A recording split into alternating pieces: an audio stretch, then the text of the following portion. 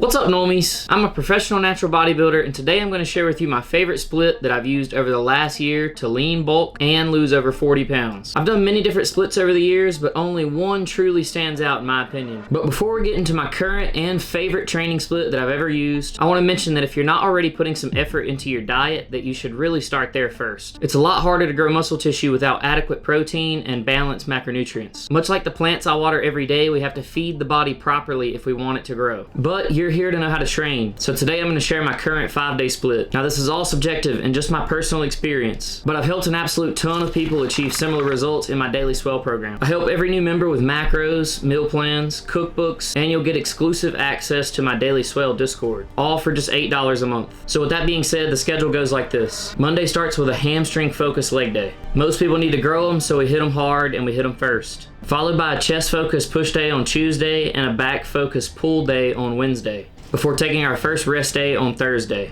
Friday we hit our quad focused leg day, and we finish off the week with a full upper day on Saturday. My legs have absolutely blown up over the last year, and I believe that it's due to placing both of my leg days after my rest days. This gives our legs the best chance to have a good workout. So I start with 5 to 10 minutes of some simple dynamic stretching motions and walking lunges.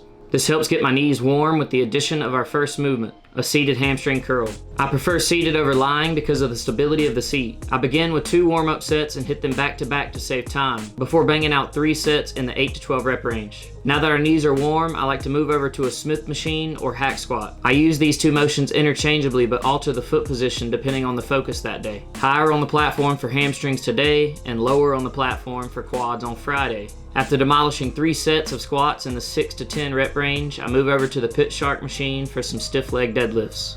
This is going to help finish off the rest of the hamstring with 2 to 3 sets. If you don't have access to this machine, you can trade it out for a barbell or Smith machine if preferred. Now depending on fatigue and how my legs feel, I'll aim to do 2 sets of Bulgarian split squats as well. I rarely do more than 2 sets due to how hard these are. They're easily my least favorite movement, but they do work really well for leg growth. Our first leg day is finished up with 3 sets of abductors. This workout is well rounded and will give you everything you need to toast your legs and gain some solid muscle tissue.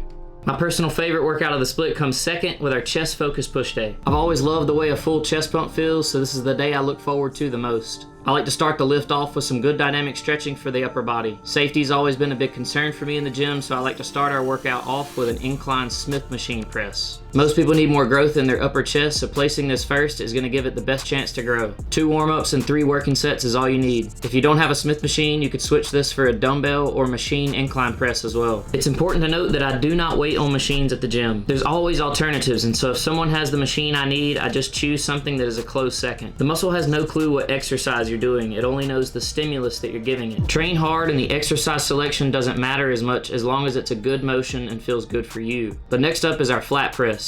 I prefer to use a machine due to the stability of having a chair and foot pad to hold me in. This is only going to allow for more pressing strength and more focus from you. Most of our chest volume for the week is on our push day, so I hit 3 sets of flat press as well. At this point in the workout, I like to give my chest a break and move on to some lateral raises for the shoulders. A large delt is the key to a really aesthetic physique, so I knock out 4 sets of 10 to 15 reps. I could go heavier for less reps, but I find that tends to wear on my elbows. This is one of those exercises that more isn't always better. Choose a weight that challenges but doesn't hurt. The last muscle group today is the tricep, so I like to round out the workout with some machine tricep extension or weighted tricep dips. These are 2 staples in my training, and I use them interchangeably depending on what's open. To finish off the triceps, I like to hit some cable tricep extension either with a rope or by crossing 2 cables, again depending on what's open. And finally, for our last exercise, I like to toast the rest of the chest with a couple sets of pec deck or cable crossover. This gives me a nice little pump to finish the workout, and saving this till the end allowed the chest to rest a bit so we can hit our pec deck effectively.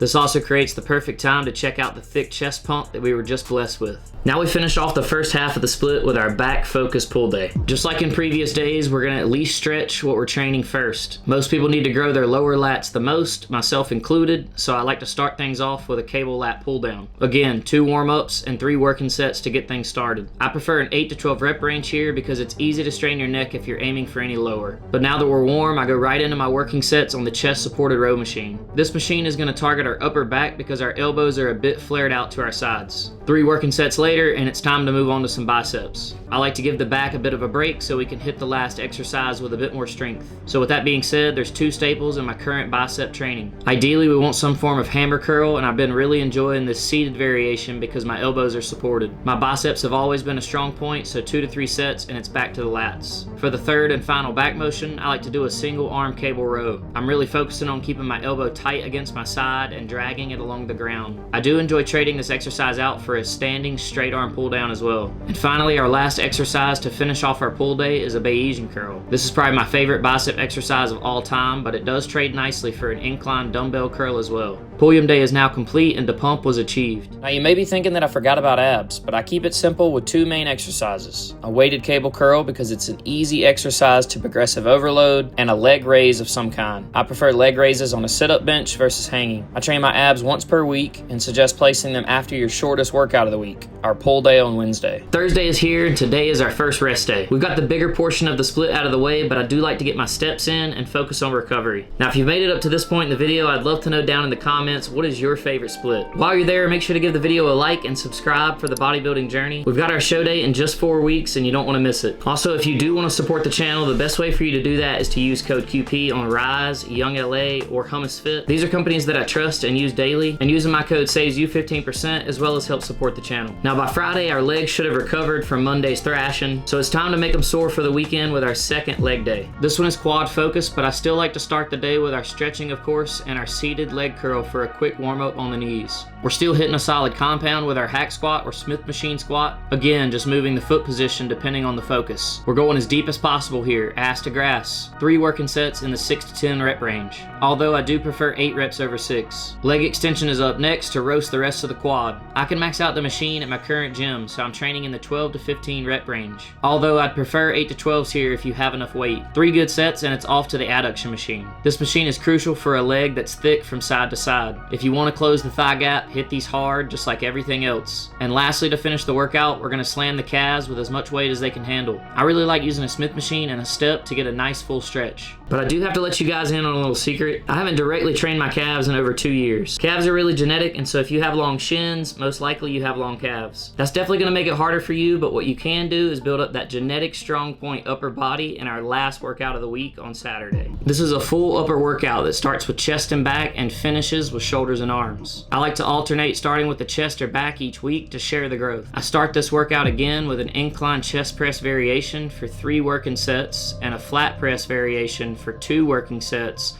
before moving on to the back. 2 lat exercises with the same set scheme, typically starting with our lat pull down and our single arm cable row. This workout is finished off with 4 sets of lateral raises, 3 to 4 sets of a bicep curl variation, and 3 to 4 sets of a tricep variation.